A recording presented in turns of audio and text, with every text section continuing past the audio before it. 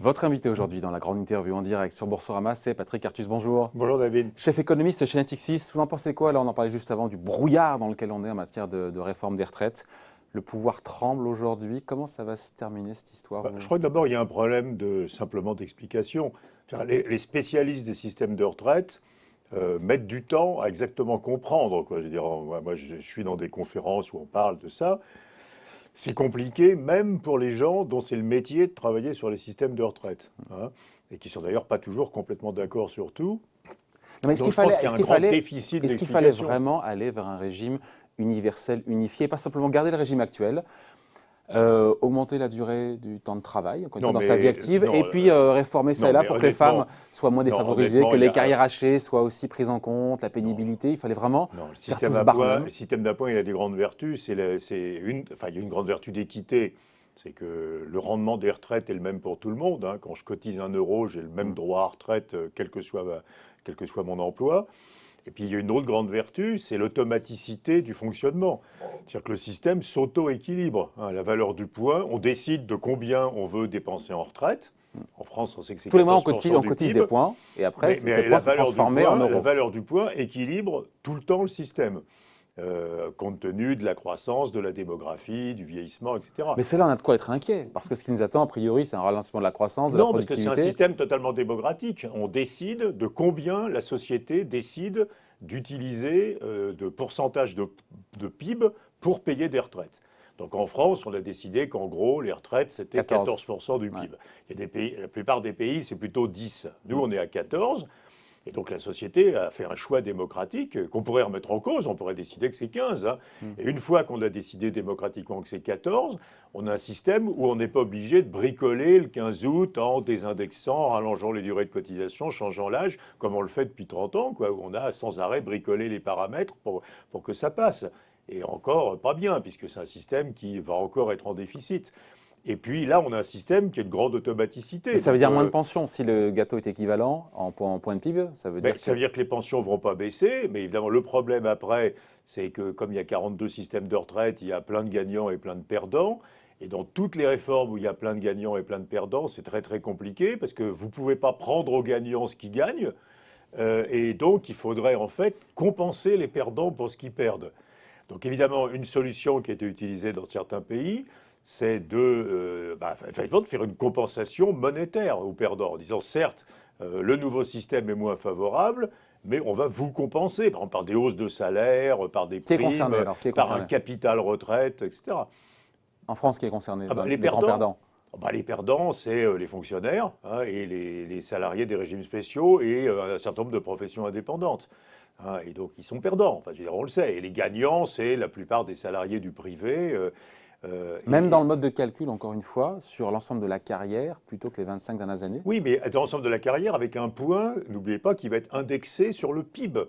Alors que rappelez-vous qu'on a, pour les salariés du privé, c'est les 25 meilleures années, ouais, sans indexation du salaire porté au compte, comme on dit. C'est-à-dire que l'argent, le calcul du salaire de référence, c'est celui que vous aviez, par exemple, il y a 20 ans, tel qu'il était il y a 20 ans. Hein. Et donc aujourd'hui, on passe à un système où le point va suivre le PIB. Donc on réindexe non seulement sur les prix, mais on réindexe sur le revenu, on réindexe sur l'emploi, sur les salaires. Enfin, le point suit le PIB, quoi. Donc c'est un système qui est beaucoup plus favorable dans la valeur du point, normalement, que celui d'où on vient. Le problème, à nouveau, c'est que c'est un problème éternel. C'est que vous avez des gens qui ont un avantage acquis, c'est une rente si on veut être méchant. Vous ne pouvez pas les spolier de leur avantage acquis sans compensation. On ne peut pas spolier une rente. C'est le problème des chauffeurs de taxi, quoi. On voudrait qu'il y ait plus de taxis, mais sauf qu'ils auraient acheté leur licence de taxi, ouais, on ne peut pas leur dire qu'elle ne vaut plus rien.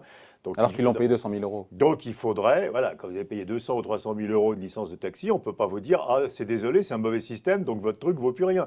Là, c'est pareil. Vous aviez le droit à partir de la retraite à 56 ou 57 ans, vous dire « Ah non, désolé, c'est 64 ». Non, il faut trouver une compensation. Donc, quelle sortie par le haut pour le président dans cette affaire? Puisqu'on revient dans le débat, il y a cette clause du grand-père qui a été... Non, la clause du grand-père, c'est catastrophique parce que, on sait très bien, regardez ce qui se passe en Italie. Si ça met 50 ans, il y aura un gouvernement qui annulera la réforme en cours de route. Donc, cette réforme, elle ne se fera pas si elle doit durer 50 ans. Oui, mais il a l'opinion contre lui et potentiellement une France paralysée à partir du 5 décembre. Il faut négocier des compensations.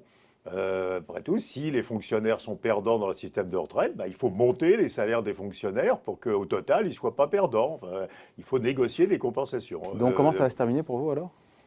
Ah Parce qu'on sent bien, encore une fois, cette hésitation, cette peur de l'exécutif face à ce qui nous attend au mois de décembre, une France bloquée. Le problème de négocier des compensations, c'est qu'on n'a pas l'argent vraiment pour le faire. Si on avait un grand programme de privatisation, on pourrait dire qu'on prend une partie de l'argent des privatisations pour mettre en place ce nouveau système de retraite. Vous voyez, donc il va reculer à faire quoi le président?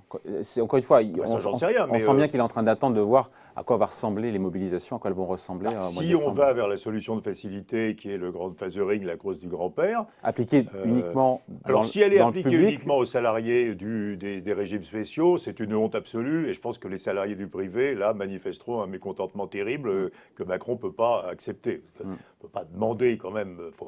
Là, on creuse les inégalités encore plus. Ouais. Donc on ne peut pas faire ça. Donc il faut que ça soit une clause du grand-père pour tout le monde, pour tous les Français. Donc le risque, ça s'appliquera dans 40 ans. Le risque, c'est que cette retraite, si elle s'applique aux gens qui rentrent dans le marché du travail à partir de 2025, ils vont travailler 45 ans, ils vont être 30 ans à la retraite. Donc c'est une retraite qui sera aboutie en 2100. Quoi, hein. Donc évidemment, avant ça, il y a un gouvernement populiste qui l'annulera. Donc ça veut dire que cette retraite, en réalité, elle ne sera pas faite. Donc il ne faut pas faire la clause du grand-père. Je crois qu'il faut plutôt se dire qu'on va négocier avec les perdants une certaine compensation de leurs pertes. C'est la seule façon positive d'avancer. Sans moyens aujourd'hui, parce qu'on parle, on est en milliards d'euros, je veux dire, c'est pas des compensations. Alors, en plus, la compensation, elle s'étale quand même sur énormément d'années. Hein. On ne la donne pas en une fois. Après, il faut monter les salaires des professeurs, il faut monter, et leur dire, d'accord, vous avez moins de retraite, mais voilà, un effort salarial qui est à peu près actuariellement équivalent. Quoi. Allez, autre sujet, Patrick Artus. Hier, on avait Jean-Pierre Petit, l'économiste, président des Cahiers Verts de l'économie, qui nous disait « Le pire du ralentissement économique mondial dans les grandes zones est derrière nous ». C'est vrai. C'est votre sentiment aussi que le point bas du cycle mondial est dépassé? C'est un microcycle, hein. On ne peut pas appeler ça vraiment un cycle. C'est un microcycle. Tous les indicateurs que nous avons racontent la même histoire, hein. C'est-à-dire que le point bas, c'était probablement le deuxième trimestre ou le début du troisième trimestre de cette année. Ça se voit sur les enquêtes de conjoncture. On a eu le ZEW en Allemagne. C'est le sentiment des investisseurs, ça. Voilà. Non, mais c'est vrai dans les chiffres. Ça se voit sur les ventes de voitures, ça se voit sur la construction résidentielle, ça se voit. Un peu partout. Vous parlez de manière agrégée mondiale. On voit qu'on alors, c'est pas un énorme cycle. Là. On avait une espèce de micro-cycle essentiellement industriel, récessif, avec l'industrie qui est en récession mondialement. Et on voit que les indicateurs industriels, les services continuaient à croître de façon assez régulière. Donc pas de contagion. Pour l'instant, c'est l'inverse. C'est-à-dire que l'industrie a passé le point bas de ce microcycle. Ça ne décélère plus ou ça décélère moins? Ça dépend des choses. Si vous prenez, par exemple, les enquêtes de conjoncture, elles sont maintenant à nouveau en Chine, en Europe, en Allemagne en particulier, compatibles avec de la croissance industrielle, ce qui est nouveau. Si vous prenez les chiffres observés, on est dans une stabilisation, on n'est pas encore dans une amélioration. Ça remonte, mais par exemple, sur un an, par exemple, sur les voitures, on reste en croissance négative, mais c'est moins négatif qu'avant. Mais quand même, on a vraiment le sentiment que d'abord, il y avait une partie très qualitative dans ce mini-cycle. C'était la crainte des droits de douane de Trump, c'était la crainte d'un conflit au Moyen-Orient et que ces choses s'estompent. Et puis, à nouveau, il y a un truc très mécanique, c'est que si les gens achètent moins de voitures, et puis au moment où ça descend, et puis après, on se stabilise à un niveau un peu plus bas, et en termes de taux de croissance, effectivement, au lieu d'être en négatif, on est à zéro. Il y a des choses qui sont assez mécaniques. Enfin, quand même, on voit, à mon avis, assez clairement sur cet ensemble d'indicateurs, en particulier la Chine, qui joue un rôle central. Contrairement à ce qu'on lit partout, 80% du ralentissement du commerce mondial, c'est la baisse des importations de la Chine. Ça n'a aucun rapport avec les droits de douane de Trump. Et en Chine, les indicateurs... Aucun rapport Aucun À peu près aucun. C'est très petit. C'est 100 milliards de dollars de droits de douane sur un commerce mondial qui fait 10 000 milliards de dollars. Hein. Qui fait 100 000 milliards de dollars. C'est 0,1% du commerce. Non, c'est tout petit, les droits de douane de Trump. Alors ça se voit pas mal sur le commerce entre les États-Unis et la Chine. Bilatéral. Mais ensuite, il y a des effets de report. Donc la Chine exporte aux États-Unis au travers d'autres pays d'Asie. Donc il ne faut pas regarder que le bilatéral Chine-États-Unis. Mais globalement, le ralentissement du commerce mondial, on est à 2 en volume et on était à 4 il y a 2 ans, c'est à peu près entièrement le ralentissement des imports de la Chine, hein, qui est le fait que la Chine se désindustrialise, devient une économie de services, passe à un modèle de croissance complètement différent qui est tiré par la demande intérieure, par les services, et plus du tout Mais le pire est passé aussi en Chine dans le ralentissement. Ah oui, les indicateurs cycliques en Chine sont en train de s'améliorer assez violemment d'ailleurs. Et rien à voir, encore une fois, avec la désescalade entre Trump et Pékin. Ça, c'est la composante. Dans certains des indicateurs cycliques, comme les PMI, il y a une composante psychologique. Ouais. Donc il y avait un climat de pessimisme qui a disparu. Mais il y a eu objectivement une amélioration, hein, on voit bien. Mais c'est normal, c'est une espèce de mini coup d'accordéon sur la demande industrielle. Hein. Et donc, ça veut dire que cette détente apparente sur le front commercial, elle est manifeste, vous le sentez aussi? Parce qu'on voit bien... Alors les déclarations qu'on a eues, c'est compliqué, parce que c'est toujours compliqué avec Trump qui dit un truc et son contraire. Prudent. Non, mais ce week-end, il dit ça se déroule bien, ça va bien, mais sur le fait de supprimer les droits de douane qui étaient prévus sur le 15 décembre... Il a même évoqué l'idée qu'il y aurait un certain recul sur les droits de douane déjà mis en place, hein, mais non, on a l'impression, mais à nouveau, vous avez raison, il faut être ultra prudent, que pour l'année de l'élection présidentielle, Trump voudra plutôt montrer des résultats, hein, que des problèmes. La question reste ouverte s'il est réélu sur ce qu'il fait après la réélection. Est-ce qu'il recommence avec une politique très agressive? D'ici la présidentielle, il a plutôt intérêt, et c'est sans doute ce qu'il fait, hein, quand on écoute ses interventions, plutôt intérêt à dire, regardez, j'ai obtenu de bons accords. Hein, donc Même si les concessions sont de façade. Les accords, il y a des accords qui sont assez creux, enfin, voilà. En plus qui sont un peu faciles à vérifier. Quand les Chinois s'engagent à acheter beaucoup plus d'agroalimentaire américain, c'est pas tout à fait sûr qu'ils vont vraiment le faire. Enfin, bon, mais Trump a besoin, il me semble, de montrer qu'il a obtenu des résultats. Pour ne pas mettre en péril sa possible réélection. Voilà, pour montrer que ça marche, que cette politique, elle marche. C'est le point faible de la politique de Trump, parce que sur l'activité intérieure américaine, c'est un vrai succès. Il a osé faire quelque chose que personne n'avait osé faire, qui est de soutenir la demande au plein emploi. Truc normalement la morale réprouve, sauf qu'on s'aperçoit, et c'est extrêmement important d'analyser de plus près, que ça a eu comme effet de prolonger la croissance. Croissance qui ralentit quand même. Oui, parce que vous êtes au plein emploi, donc on ne peut pas espérer autant qu'avant, mais enfin on reste bien calé sur à peu près 2% de croissance. Même si le quatrième trimestre pourrait être plus faible. Oui, mais enfin, si vous lissez, on est à peu près à 2. On est à peu près à la croissance potentielle, ce qui est parfaitement normal quand on est au plein emploi. On n'a pas l'air de vouloir chuter beaucoup en dessous de 2. Et puis, les indicateurs conjoncturels, à nouveau, ne sont pas mauvais aux États-Unis, hein, regardez. Et par ailleurs, il fallait oser le faire, c'est-à-dire relancer l'économie au plein emploi. Il peut le faire parce que le dollar est en monnaie de réserve, il peut s'endetter sans aucun problème. Quitte à avoir des déficits autour de 5 points de PIB. Oui, mais ça, le monde entier le finance avec plaisir, donc il n'y a pas de sujet ici. Ça, c'est le rôle de monnaie de réserve du dollar. Et ça permet d'éviter une récession et donc de se caler sur la croissance de long terme sans descendre plus bas. Et ça pose question parce que ça montre que la pratique habituelle, qui est que quand on arrive au plein emploi, les politiques économiques deviennent plus restrictives, est peut-être une erreur. Alors, sauf que ce qu'il a fait, il peut le faire qu'une fois. Hein, vous avez droit à un joker. Une fois que les taux sont à 0 et que le déficit public est à 5% du PIB, aux États-Unis, ils ne sont pas encore à 0, mais enfin on descend, vous ne pouvez pas recommencer l'expérimentation une deuxième fois. Mais on voit que ce qu'on a appelé la théorie de la surchauffe, hein, c'est-à-dire de continuer à pousser l'économie alors qu'on croit qu'on est au plein emploi. Ça amène sur le marché du travail des gens qui en étaient partis. Et 2, ça force les entreprises à être plus efficaces et à faire des gains de productivité. Et ça ne relance pas l'inflation. Et alors là, dans l'environnement de concurrence où on est, etc., avec les salaires qui augmentent assez peu, la concurrence internationale, etc., il n'y a aucun risque. Donc en dehors de sa politique commerciale, il a tout juste sur la croissance intérieure et l'emploi, son premier mandat va être considéré comme étant un succès. Hein, mais s'il n'est pas mené cette guerre commerciale, cette surenchère tarifaire, où serait la croissance américaine aujourd'hui ? Le problème, c'est qu'il y a un protectionnisme bête et un protectionnisme intelligent. Le protectionnisme intelligent, c'est quand un pays vous dit « vous voulez nous vendre tel bien, cet avion, venez faire 50% de la valeur ajoutée de l'avion chez nous et faites le reste chez vous ». Ça, c'est du protectionnisme intelligent, parce que ça respecte quand même la spécialisation des pays, mais ça amène de la valeur ajoutée dans les pays qui achètent les biens.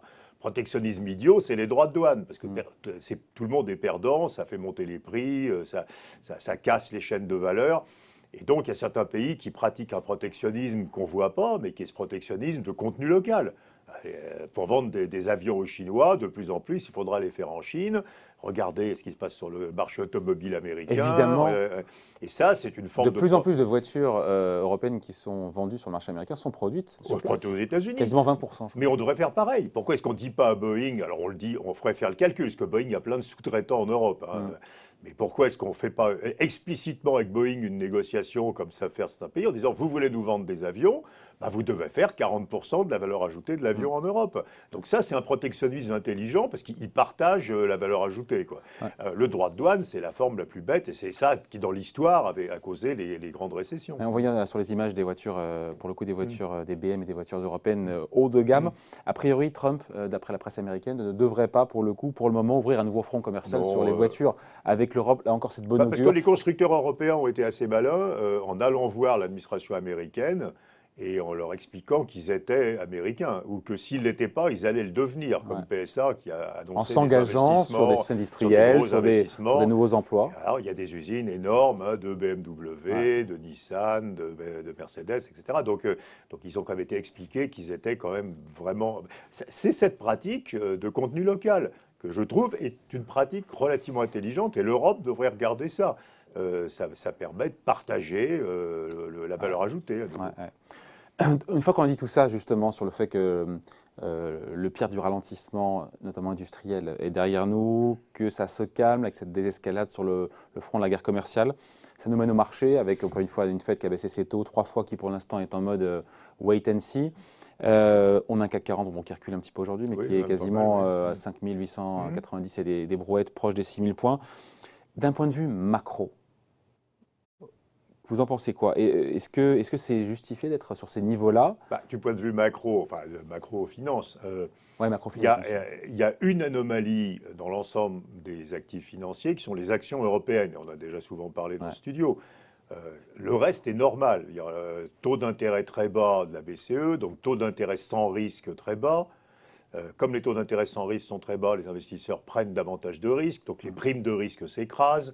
Et les primes de risque se sont écrasées sur les dettes périphériques de la zone euro, sur les dettes des entreprises, sur les dettes des banques, sur l'immobilier, sur les infrastructures, sur les LBO, sauf sur les actions européennes, où la prime de risque est restée extraordinairement élevée. Donc et aux États-Unis, les primes de risque sur les actions ont beaucoup baissé. Enfin, en Europe, il y a une anomalie, qui est la seule classe d'actifs qui n'a pas profité des taux d'intérêt très bas pour avoir un écrasement de sa prime de risque, c'est-à-dire une hausse de ses Donc le CAC 40, en théorie, devrait être beaucoup plus haut qu'aujourd'hui. Les marchés européens globalement, et le CAC 40 en particulier, devraient être beaucoup plus hauts qu'aujourd'hui. La prime de risque, elle est 300 points de base au-dessus de la moyenne historique, ce qui correspond à une sous-évaluation. Alors je fais le calcul de tête, il doit être faux, mais enfin de 20 ou 25% par rapport à une situation... Le CAC 40 devrait être, en théorie, pour avoir un niveau de valorisation équivalent à ce qu'on a ailleurs sur d'autres actifs, actions. Oui, il faudrait qu'on perde 300 points de base de prime, vous voyez, donc c'est considérable. Donc le CAC 40 devrait être, en théorie, 25%, un niveau 25%. Oui, alors je vérifierai le calcul, mais enfin c'est beaucoup, quoi. Alors pourquoi est-ce que les actions européennes n'ont pas profité? On est pratiquement au même niveau de prime de risque sur les actions européennes que pendant la crise de 2009, quoi. Donc c'est quand même tout à fait choquant. Qu'est-ce qu'on a comme explication? Il y en a 3. Un, les investisseurs en actions ne croient pas que les taux d'intérêt vont rester durablement bas, donc ils ne valorisent pas les actions avec les taux d'intérêt d'aujourd'hui, ils continuent d'utiliser des taux d'intérêt plus élevés. Pourquoi ils ne le font pas pour les actions américaines ou les actions... Parce que peut-être que les gens sont plus agressifs aux États-Unis. 2, les non-résidents sont toujours vendeurs d'actions européennes. Donc il n'y a pas de retour de la confiance dans la zone euro chez les investisseurs en actions non européens qui continuent à vendre des actions européennes, moins qu'au début de l'année, mais ils continuent à vendre quand même. Et 3, il y a toutes les restrictions sur les investisseurs locaux. D'ailleurs, Solvabilité 2 qui limite les achats d'actions par les assureurs. Donc on a des investisseurs locaux qui auraient envie d'acheter beaucoup plus d'actions et qui ne peuvent pas à cause de leur régulation. Donc on a quand même des blocages sur l'achat d'actions européennes, mais ça reste donc une classe d'actifs qui est anormalement bon marché. À nouveau, si on se place dans la perspective où les taux d'intérêt vont rester assez longtemps très bas. Donc à ceux qui disent les actions sont chères, etc. C'est pas vrai. Sur les actions européennes, c'est pas vrai. C'est juste pas vrai. Mais qui regardent la prime de risque. Quoi. Je veux dire, des années 90 à la crise de 2008, on était autour de 2,5% de prime de risque. Et là, aujourd'hui, on est à 5,5%. Donc on est 300 points de base plus haut. Hein. C'est-à-dire que voilà, il y a une énorme sous-évaluation par rapport à la pratique historique des actions européennes. À nouveau, ça ne veut pas dire que ça va se corriger. Parce que pour que ça se corrige, il faut que les non-résidents reprennent confiance dans l'économie de la zone euro. Ce qu'on disait au début va peut-être aider. Hein. Et il faut que les investisseurs institutionnels européens trouvent les moyens d'acheter davantage d'actions. Donc peut-être que le régulateur ou que les nouveaux produits d'épargne qui apparaissent... Mais les marchés d'actions européens ont toujours été en retard par rapport aux marchés d'actions américains. Non. Quand vous regardez la prime de risque action, il ne faut pas regarder... Le niveau des actions ne veut rien dire. Il faut regarder la prime de risque. La prime de risque action, jusqu'à la crise 2009, elle était... Et même jusqu'en 2012-2013, elle était presque exactement la même aux États-Unis et en Europe. Hein. C'était à peu près exactement la même prime de risque. À partir du moment où les politiques monétaires deviennent très expansionnistes et les taux bas, la prime de risque aux États-Unis, elle revient à peu près à son niveau d'avant la crise. Et en Europe, elle reste à un niveau de crise. Hein. Donc c'est depuis 2012-2013 qu'on voit cette divergence. Ouais. Et qu'est-ce qui peut, encore une fois, sur le marché américain qui reste le marché leader, qu'est-ce qu'il y a comme carburant pour éventuellement aller plus haut alors qu'on est à des records historiques? Les rachats, c'est un truc très malsain, mais comme ça fait 20 ans que ça dure... Les rachats d'actions. J'ai fait le calcul, on l'a publié d'ailleurs, que si vous corrigez l'indice boursier américain, l'indice boursier, c'est une capitalisation divisée par le nombre d'actions. Donc si vous réduisez le nombre d'actions, l'indice monte. C'est un truc assez bête. Donc quand il y a des rachats d'actions, comme vous réduisez le nombre d'actions, ça fait monter l'indice, mécaniquement. Le jour où il ne reste plus qu'une seule action aux États-Unis, elle vaut la capitalisation boursière. Quoi. Et donc, voilà. Et donc, si vous corrigez le marché américain des rachats d'actions, qui n'existent en termes nets, il y en a en Europe, mais pas en net. En brut, il y en a. En net, en Europe, il n'y a pas de rachat. En net, aux États-Unis, on détruit entre 3 et 4% du nombre d'actions tous les ans. En réalité, les deux indices ont évolué exactement parallèlement. Donc, la surperformance du marché américain par rapport au marché européen, c'est uniquement les rachats. Donc c'est un truc assez malsain, quoi. Les entreprises américaines, elles émettent des obligations et avec l'argent, elles rachètent leurs actions et bien sûr, ça fait monter les indices. Donc c'est une fiction, la surperformance. Enfin, c'est pas une fiction, il y a vraiment surperformance.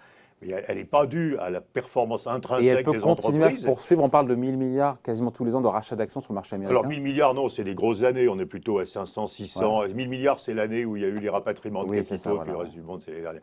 Non, mais oui, ça mais restera un facteur de soutien. Ça continue. Ça ne s'arrête que dans les récessions. Parce que dans les récessions, bien sûr, on ne s'endette pas. Et donc dans les récessions, les rachats s'achètent, mais s'arrêtent. Mais dès qu'on sort des récessions aux États-Unis, alors c'est parce qu'on ne rémunère pas l'actionnaire de la même manière. Nous, on rémunère l'actionnaire par les dividendes. On a un taux de dividende qui est de 3,5% en Europe. Et les Américains rémunèrent l'actionnaire par les rachats. Mais les rachats ont cet effet mécanique, enfin, on rémunère l'actionnaire en faisant monter l'indice, quoi. Et ça crée donc la comparaison des indices US-Europe, elle est extrêmement difficile à faire à cause des rachats. Mais par contre, quand vous regardez la prime de risque, là vous voyez un truc qui est assez pur, et là on voit bien là le fait que le marché européen n'a pas du tout eu de remontée. En fait. Il nous reste même pas une minute, Patrick, juste pour évoquer les taux souverains, ce qui se passe sur les taux souverains. On voit une petite hausse de 30 à 40 points de base depuis l'été sur le 10 ans européen et même un petit peu moins sur le 10 ans américain. On se dit quoi? On se dit que c'est une bonne nouvelle que les taux d'intérêt à long terme remontent? Ça dépend de quel point de vue on se place. Si vous me parlez avec ma casquette de banquier, je vous dis oui, parce qu'on va retrouver un peu de pente sur la courbe des taux. Si vous parlez à un assureur vie, il va vous dire oui, parce qu'il va retrouver un peu de rendement dans ses placements. La dose que nous avons, enfin le 10 ans allemand, il a remonté de 30 points de base. On retrouve une forme de normalité. Non, on en est loin quand même. On en est loin, mais voilà. Même en termes de pente, on est quand même encore loin de la normalité. Moi, je pense que ça va continuer. C'est-à-dire que, comme je pense, et je résume, qu'on a passé le pire de cette espèce de mini-cycle. 2, que les gugus qui annoncent une récession vont devenir moins nombreux. 3, que le conflit commercial, pour l'instant, a l'air plutôt d'être en désescalade. 4, qu'on ne parle plus vraiment de crise ou de risque de guerre au Moyen-Orient. Et on est plutôt dans un retour à moins d'aversion au risque. Et donc on va rester sans doute dans un environnement de pontification très lente de la courbe des taux, avec des taux à court terme qui vont rester très bas, mais des taux longs qui vont monter doucement. Donc les taux français sont très légèrement positifs. Dans un an, ils seront peut-être à 20 ou 30 points de base en positif. Quoi, je veux dire, c'est dramatique. Non, et honnêtement, c'est plutôt à ce niveau-là, c'est plutôt une bonne nouvelle parce que ça sans évite, que ça pénalise non plus les marchés actions. Ça évite les grosses bêtises des taux négatifs, quoi. Et c'est pas pénalisant pour l'économie si c'est 50 ou 60 points de base. Voilà, merci d'avoir été avec nous. C'est toujours passionnant d'échanger avec Patrick Artus, le chef économiste de Natixis. Merci beaucoup, Patrick. Merci, David. Bye.